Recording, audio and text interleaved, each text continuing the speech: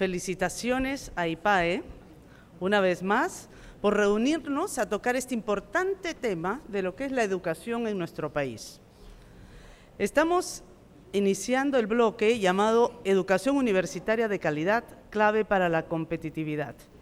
De más está conversar sobre las múltiples análisis y diagnósticos que hemos hecho en el país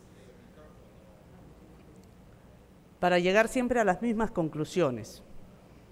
De más está decir que deberíamos de comenzar por nutrir a nuestros niños para esperar a que puedan tener un mejor rendimiento cuando grandes. Por supuesto que todo esto es cierto. Sin embargo, la situación del país requiere acciones hoy en todos los segmentos y bloques de la educación.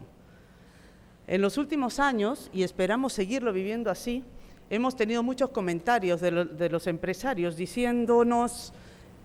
no consigo el talento que necesito. Y sin embargo, nunca en nuestro país hemos tenido más universidades y más profesionales titulados.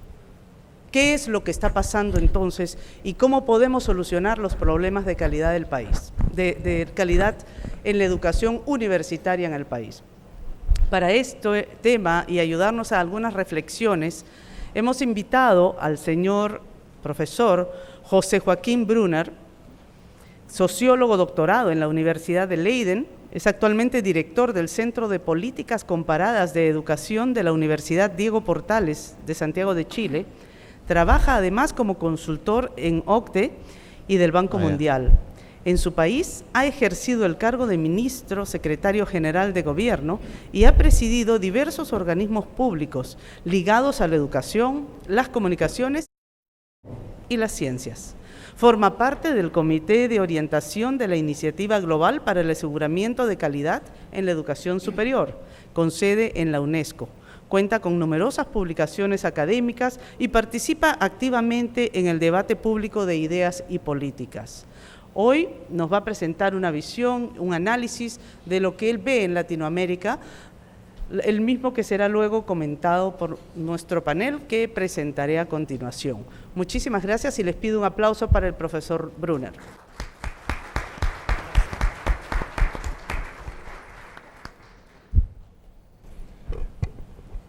Bueno, muchas gracias y muy buenas tardes. Camino acá desde el almuerzo venía pensando que en realidad hace 15 o 20 años tal vez no habríamos tenido, para felicidad de muchos de ustedes, esta segunda parte dedicada en una jornada extensa sobre la educación a la educación superior. Porque como recordarán ustedes, hace 15, 20 años atrás, efectivamente la argumentación, particularmente de muchos economistas, pero también de varios organismos internacionales como el Banco Mundial, era que el foco en nuestros países y en general en los países en desarrollo del mundo debía ponerse en la educación inicial y en la educación básica. Y que la educación superior, en realidad, si bien era importante, no tenía el mismo sentido ni debía merecer la misma prioridad y atención e inversión que el resto del sistema educacional, es decir, que la educación escolar. Hoy día ciertamente nadie osaría decir esto, ha habido un cambio muy importante en el pensamiento de los organismos internacionales, particularmente en el caso del Banco Mundial, que ya desde hace algunos años ha dicho que en la actual fase de desarrollo de nuestros países la educación superior es una área estratégica para las políticas y para la inversión tanto pública como privada. Lo mismo reafirma la OCDE en sus últimos documentos a lo largo del quinquenio pasado. Y en general, cualquier país que uno visite, tanto en nuestra región, en América Latina, como países en desarrollo y desarrollados, tienen hoy día la percepción y sus autoridades tienen al menos una retórica extraordinariamente favorable a la educación superior, en parte justificándolo por el hecho de que estaríamos entrando a una fase en la Organización Mundial del Capitalismo, donde la producción, el uso, la aplicación del conocimiento avanzado, que es la materia propia con que trabaja la educación superior, serían el gran o uno de los grandes motores del desarrollo. Y desde ese punto de vista se justificaría esta prioridad puesta en la educación superior. En realidad, no sé dónde estará el... Ahí sí. En realidad, en la primera parte quiero mostrar muy rápidamente, porque sé que estamos presionados por el tiempo, que hay una serie de razones objetivas que llevan a pensar en el rol clave o estratégico de la educación superior. Primero que nada, el hecho de que este es hoy día el gran objeto de las aspiraciones, tanto de los individuos como de la familia, una aspiración y una expectativa extraordinariamente internalizada en la cultura, es que hay que realizar estudios superiores para poder tener un rol activo en la sociedad contemporánea. Basta mirar lo que ha ocurrido con la matrícula de la educación superior en América Latina para darse cuenta cómo esta expectativa y esta aspiración están empezando a materializarse. Hemos pasado de una matrícula de menos de 2 millones de estudiantes en el año 1970, varios de los que estamos acá estuvimos en esa época en la educación superior como estudiantes, a tener hoy día prácticamente algo así como 20 millones de estudiantes en América Latina, lo cual representa un enorme salto. Cuando mis padres estudiaron en la universidad en Chile, y esa era la regla en América Latina, un 1% de la cohorte estaba inscrito en la educación superior. Cuando yo lo hice fueron 5%, 5 de cada 100 jóvenes. Mis hijos fueron a una educación superior donde alrededor de 20, 25 de cada 100 llegaban a la universidad u otras instituciones de educación superior, y hoy día en promedio en América Latina alrededor de 1/3 de los jóvenes de la cohorte respectiva están cursando estudios superiores. Esta es en realidad la más grande transformación que ha experimentado la educación superior. No es puramente una cuestión, como se dice a veces, numérica, cuantitativa, estadística. Significa que ha habido un cambio en la naturaleza de la educación superior. Ha pasado de ser un privilegio, una formación para las pequeñas minorías, las élites de cada país, para transformarse en una empresa masiva, altamente diferenciada, heterogénea, compleja, que presenta nuevos problemas a las políticas públicas, entre otras cosas, justamente porque recibe a una cantidad tan grande de los jóvenes de cada generación cada año para realizar estudios superiores. Y esto, efectivamente, para las instituciones ha significado o significa un reto enorme. Tendremos oportunidad de verlo en algún momento. Enseguida, está claro que este es el principal motor de formación del capital humano avanzado, como suelen decir los economistas, es decir, de profesionales y técnicos que por lo menos ideal y potencialmente representan una enorme contribución posible al desarrollo de nuestros países. Esta es la gente con la formación, los conocimientos, las competencias, las habilidades y las destrezas más requeridas hoy día en la sociedad, más premiadas en el mercado laboral, que se supone pueden hacer un mayor aporte a la productividad y a la competitividad de nuestras economías. Luego veremos si eso efectivamente es el caso en América Latina. La masificación de la educación superior ha dado lugar a la generación de una nueva profesión que ha sido y todavía es muy difícil de crear con la rapidez que ha tenido que hacerlo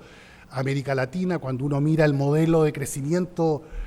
de la región clásicamente originaria de la educación superior, que es Europa, uno ve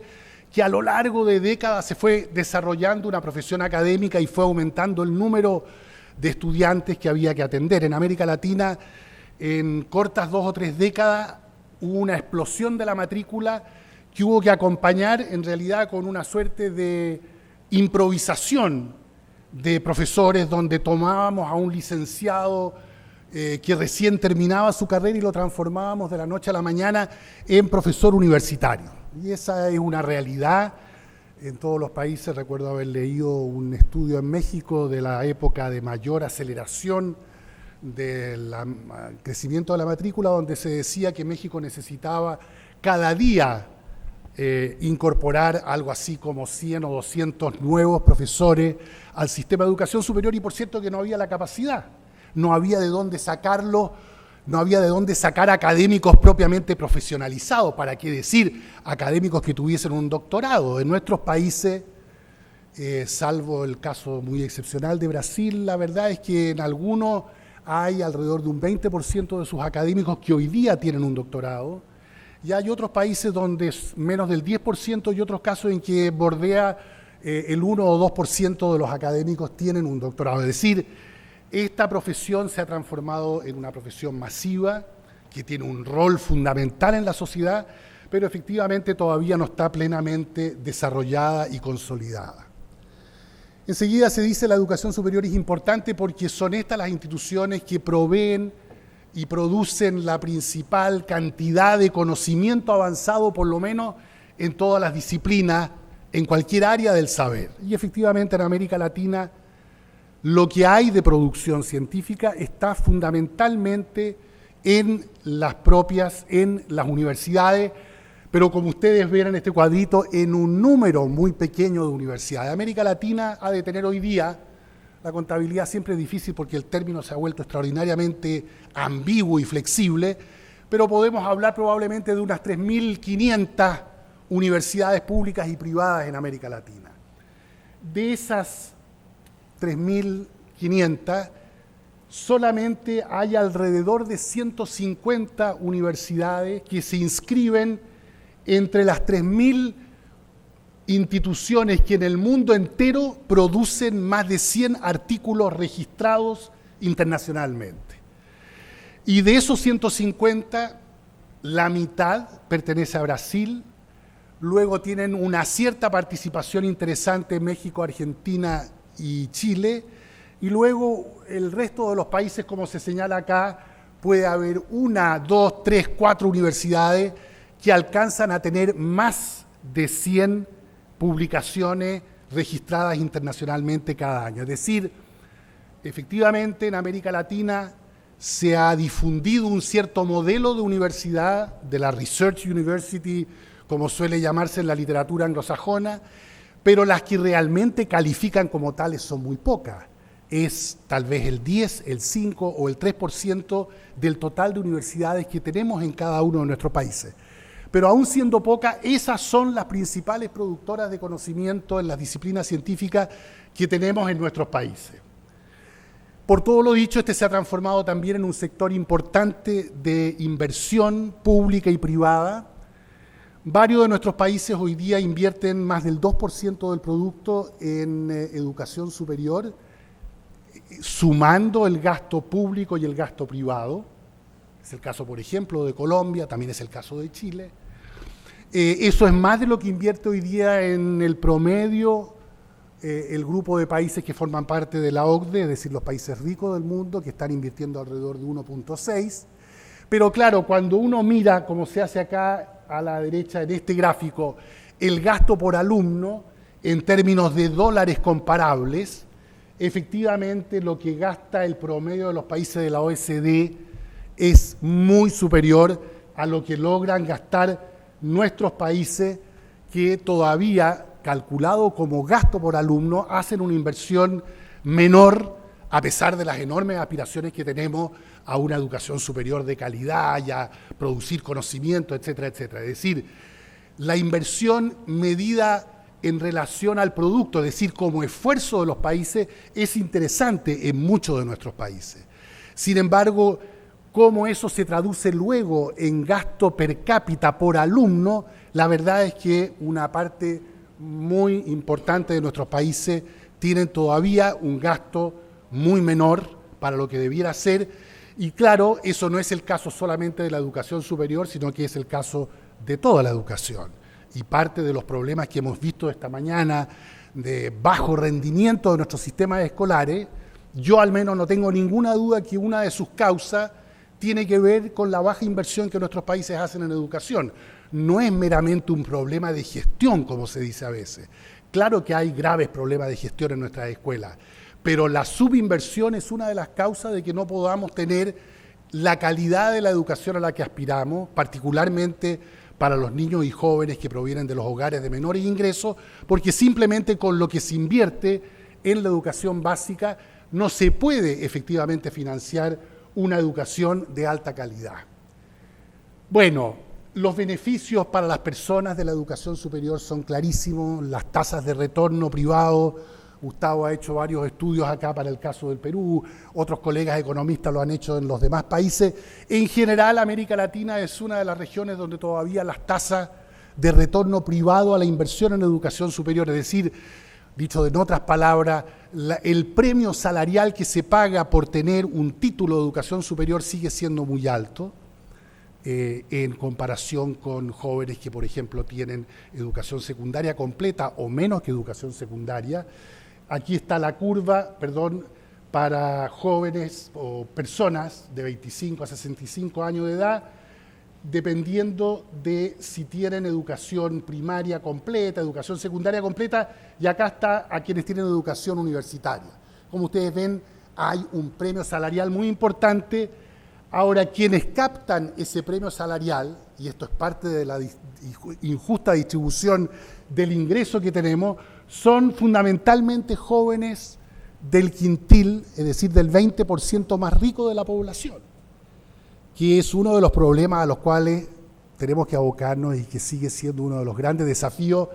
que es el tema al cual yo me quiero referir ahora, a partir de este cuadro que muestra potencial, que muestra por un lado transformaciones muy importantes de expansión, diferenciación, mayor inversión, etcétera, en la educación superior latinoamericana.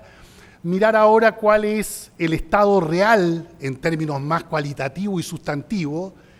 es decir, en qué medida estas funciones claves están siendo cumplidas eficiente y eficazmente y con calidad y con pertinencia, y en qué medida hay unos desafíos grandes pendientes para nuestra educación superior. Y a lo primero, en realidad, prácticamente no me voy a referir. Digo ahí que los flujos de entrada a la educación superior de alumnos que se quieren formar como técnicos y profesionales son unos flujos que se pueden caracterizar por la debilidad de sus competencias y habilidades de aprendizaje. Y no necesito decir nada más respecto de eso después de todo lo que se dijo esta mañana. Es decir, gran parte de los análisis de esta mañana lo que mostraban era lo que refleja este cuadrito del PISA, que es que entre el 30% en el mejor de los casos nacionales de América Latina, hasta alrededor del 60%, es decir, entre 1/3 y 2/3 de nuestros jóvenes a los 15 años no han logrado todavía las competencias mínimas que se supone en comprensión lectora, en manejo numérico, en manejo de argumentación y de evidencia científica, debieran tener jóvenes de 15 años. Es decir, esto se traduce en que este masivo flujo de jóvenes que llegan a la educación superior llegan crecientemente justo de aquel tipo de colegios y de aquel tipo de sectores social y de familia donde hay más carencias de capital cultural, de desarrollo escolar. Y eso es lo que decía antes, representa el primero y probablemente el más grande desafío para nuestras universidades, particularmente para las universidades que todavía muchas veces operan con el modelo de alumno que recibieron cuando la universidad era una institución de élite para las minorías privilegiadas de cada uno de nuestros países. Cuando hoy día la verdad es que ese modelo no le sirve más que a 3, 4 o 5 universidades en cada país, que son las universidades más altamente selectivas. Para el resto de las instituciones que no son selectivas académica y socialmente, el alumno real que ingresa es este tipo de alumno con altísimas carencias en el desarrollo justamente de las competencias necesarias para poder seguir aprendiendo a lo largo de la vida. Todo aquello de lo cual habló esta mañana Óscar en su primera presentación se aplica perfectamente, digamos, a este momento inicial del ingreso a la educación. ¿Cuál es la calidad de la educación que ofrecemos? Es muy difícil de saber, porque no hay buenos indicadores, no hay buenas maneras de medir la calidad, particularmente como valor agregado por las instituciones. En el último ranking mundial del Times Higher Education en Londres, se hacía una comparación muy odiosa que hacía el articulista, decía, no hay ninguna universidad latinoamericana entre las 200 mejores del ranking que ellos producen, a diferencia de lo que ocurre con los equipos de fútbol de América Latina. Ahí uno ve una América Latina, dice, con equipos ganadores, varios países, siempre lidiando entre los primeros del mundo. En el caso de educación superior, dice, hay casi una oscuridad tan grande como la del gráfico, es decir, una zona negra donde tal vez, dice el articulista, Brasil en el futuro pueda llegar a destacarse. Y es dudoso que así sea, por lo menos con este tipo de ranking, y yo no voy a entrar en la crítica de los rankings de Shanghái y de Londres, porque se usan frecuentemente y ciertamente que hay muchas críticas que hacerle a este tipo de ranking, pero momentáneamente lo vamos a usar nada más que para efecto de la argumentación. Yo creo que aunque no sepamos medir bien la calidad de nuestra educación superior, podemos decir con bastante tranquilidad que dado el tipo de ingreso de alumno promedio que hoy día tenemos a la educación superior, dado la profesión académica que hemos logrado desarrollar hasta ahora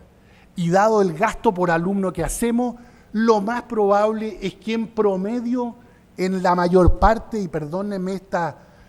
generalizaciones tan groseras, en la mayor parte de América Latina, la mayor parte de la formación que ofrecemos sea de calidad entre mediocre y baja. Y eso tiene que ver con necesidad de completar el proceso de profesionalización docente que nos demoraremos a nivel académico, a nivel de las instituciones, nos demoraremos probablemente otros 20 o 25 años si lo hacemos bien. Tiene que ver con el tipo de currícula, con la pertinencia de esos currícula, lo que se decía esta mañana, cuál es el engarce entre mercado laboral y lo que hacemos en las universidades. Oiga, yo sigo discutiendo con mis colegas en distintos países de América Latina cuando me invitan, me encuentro con profesores, en el mejor de los casos con su doctorado, que vienen volviendo de buenas universidades de Europa y de Estados Unidos, a discutir el currículum de la Escuela de Ingeniería de la universidad,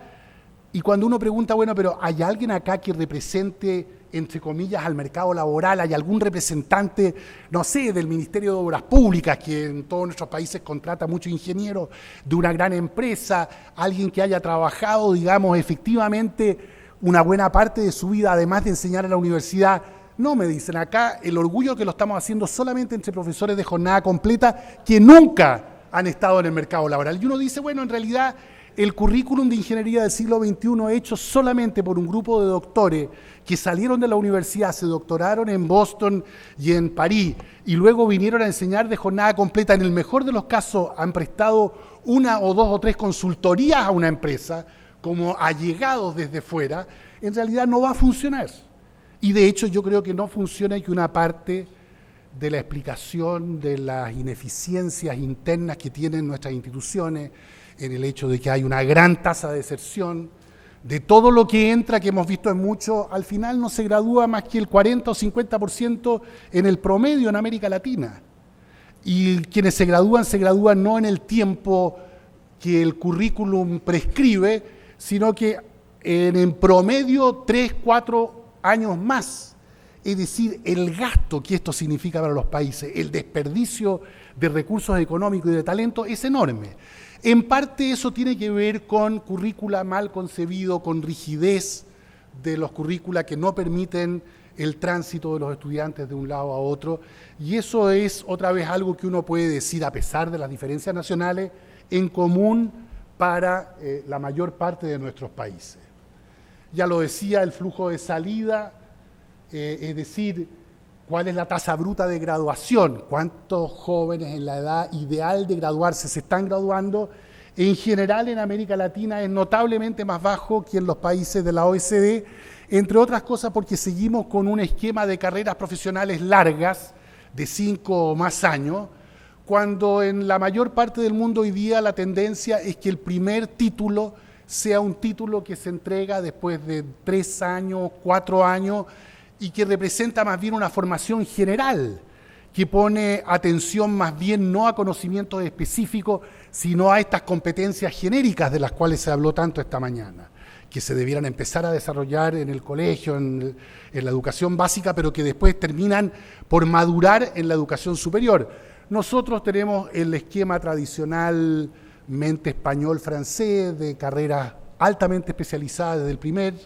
día de clase en la universidad. Todo el esfuerzo está puesto en una formación casi tubular, donde es muy difícil, si uno entra, tiene que salir por un solo lugar, muy difícil moverse entre medio, y la formación general es algo cada vez más descuidado. La formación en conocimientos generales y en destrezas y habilidades generales es algo que la institución de educación superior, curiosamente, cuando es lo más demandado desde el lado del mercado de empleo, tiende a ser cada vez más despreciado desde el punto de vista de las instituciones de educación superior. Bueno, con todo esto lo que se ha producido es un avance importante en este sector de formación de capital humano, pero con enormes dificultades para volver más pertinente y más efectiva y eficiente la formación. Y en el sector de producción de conocimiento, lo que hay, como ya decía, es una alta concentración de la producción de conocimiento y una sensación tanto de las universidades que producen conocimiento como del sector productivo y los representantes empresariales y los gerentes de empresas, etcétera. Algo de eso lo vimos hoy día, en términos de esta suerte de distancia y divorcio que habría entre estos dos polos que se supone, si quieren potenciarse mutuamente, tienen que trabajar estrechamente. Y si uno mira lo que piensan, yo he puesto acá porque hay más antecedentes, lo que piensan los gerentes, sus opiniones entregadas en el informe de competitividad global, en el último informe, donde califican de 1 a 7, 1 siendo lo peor, 7 siendo lo mejor, en términos de si el propio país, respecto de la pregunta, está más cerca de la frontera global,